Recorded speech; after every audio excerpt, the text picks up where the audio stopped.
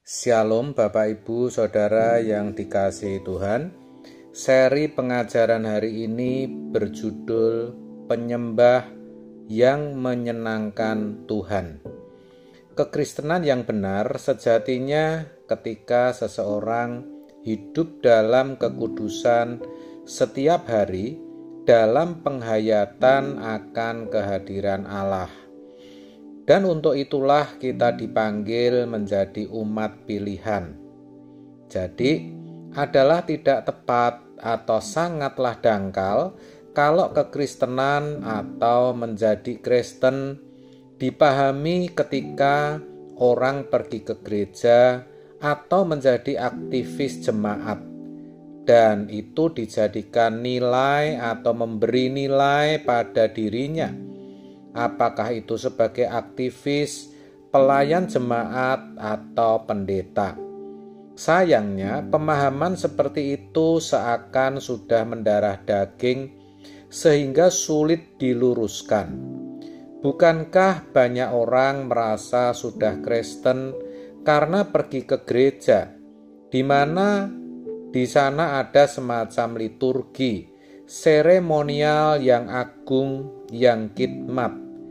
Lalu pendeta mengenakan pakaian yang khusus dan mimbar dihiasi begitu rupa. Itu bukan berarti salah atau tidak setuju kalau ada pendeta memakai pakaian yang khusus, liturgi yang semarak, karena ada musik lengkap, tamborin, dan kemeriahan lainnya dengan lagu-lagu pujian pengagungan yang bagus. Oh, itu boleh saja dan bagus. Namun itu tidak atau bukan nilai utama. Ibadah yang sejati adalah perbuatan baik kita yang tidak bercacat, tidak bercela. Itulah sebenarnya yang dimaksud menyembah Allah dalam roh dan kebenaran. Yohanes 4 ayat 24. Dan itu artinya setiap saat selama 24 jam kita selalu ada di hadirat Tuhan. Itulah yang dimaksud berdoa tiada berkeputusan. Dan untuk itu dibutuhkan pembaruan pikiran.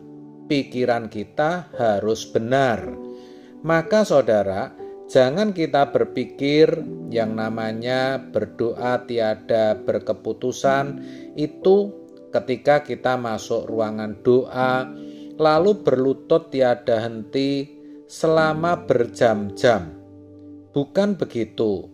Memang tidak salah berdoa beberapa jam, tetapi bukan itu yang dimaksud berdoa tiada berkeputusan. Saudara, menyembah itu dalam bahasa aslinya proskuneo, artinya memberi nilai tinggi kepada Tuhan. Kapan? Jawabnya setiap saat. Bagaimana kita memandang segala sesuatu, bagaimana kita memandang dunia, itulah sikap menyembah kita. Jadi, bukan hanya ketika kita menyanyi di gereja saja yang hanya 10-30 menit paling lama. Artinya, bukan merupakan satu momentum, melainkan sebuah garis yang terus berkelanjutan, di mana kita harus memiliki kesadaran penuh bahwa kita ada di hadirat atau di hadapan Allah. Kalau itu bisa kita alami, kita akan termotivasi untuk hidup tak bercacat, tak bercela, membangun ibadah yang benar, menyembah Allah dalam roh dan kebenaran. Selain itu, keindahan dunia menjadi pudar. Segala sesuatu yang di sekitar kita menjadi gugur di hadapan Tuhan. Dan itulah yang Tuhan kehendaki. Dimanapun kita berada, kita hayati Tuhan. Kita jaga perasaan dan pikiran kita. Kita hidup hati-hati, tidak asal bicara dan tidak asal bertindak. kita hindari kesombongan yang terselubung dan ketidaktulusan. Pokoknya kita mau hidup sebersih-bersihnya. Barulah saudara, kita bisa mengerti apa artinya bersekutu dengan Tuhan. Itulah sebabnya kita mau terus belajar. Bisa saja ada di antara kita yang merasa nyaris terlambat. Tetapi percayalah, tidak ada yang terlambat sekali. Selalu terbuka kesempatan. Dan tandanya, kalau orang hidup dalam penyembahan yang benar, dalam roh dan kebenaran, menjadi penyembah yang menyenangkan Tuhan, ia selalu hidup di hadirat Allah. Hidup di hadirat Allah adalah satu, memiliki kesucian lahir batin. Dua, memiliki kepedulian dengan orang lain. Dan orang yang hidup di hadirat Allah pasti mendapat impartasi dari Tuhan. Spirit Tuhan dipindahkan. Pasti ia memiliki beban terhadap sesama. Yang diingini orang lain juga bisa mengalami apa yang dia alami.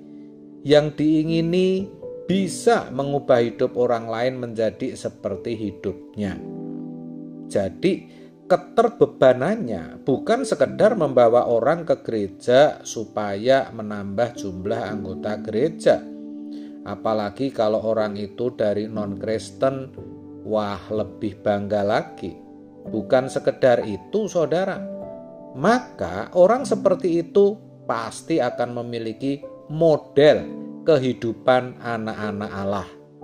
Maka benarlah kalau dikatakan pergilah, jadikan semua bangsa muridku. Matius 28 ayat 19. Dengan demikian, kita itu harus menggarami. Artinya dimanapun kita berada, kehidupan kita memancarkan model ibadah yang benar, yaitu menyembah Allah dalam roh dan kebenaran, menjadi penyembah yang menyenangkan Tuhan. Tetapi ingat, kalau kita menyembah Allah dalam roh dan kebenaran, bukan berarti kita lalu tidak perlu ke gereja lagi. Bukan. Kalau ada yang memahami demikian, tentu itu tidak benar. Ke gereja itu harus mutlak, saudara. Di gerejalah kita bertemu saudara seiman, di mana kita bisa bersekutu di dalam Kristus, berbagi, saling menguatkan, dan saling membangun. Kita bisa juga ada dalam persekutuan-persekutuan kecil untuk mempraktekkan kasih. Itulah yang Tuhan mau. Hati Tuhan senang ketika melihat kita hidup sesuai dengan pikiran dan perasaannya. Jadi sebenarnya hanya orang yang mengenakan kehidupan Kristus yang bisa dikatakan sebagai penyembah-penyembah yang benar, yang menyenangkan Tuhan. Saudara, kalau dalam bahasa Ibrani dipakai kata sakah untuk kata menyembah, yang artinya menundukkan diri atau tunduk. Kalau di Israel, menundukkan diri itu bisa meletakkan kepala di antara dua kakinya yang ditekuk, berlutut, menundukkan kepala. Tetapi juga ada yang menundukkan badan 45 derajat. Biasanya kalau untuk Tuhan, hidungnya mencium tanah di antara dua lututnya. Maka orang yang menyembah Allah dalam roh dan kebenaran, pasti hidupnya sepanjang waktu ada dalam ketaatan terhadap Tuhan.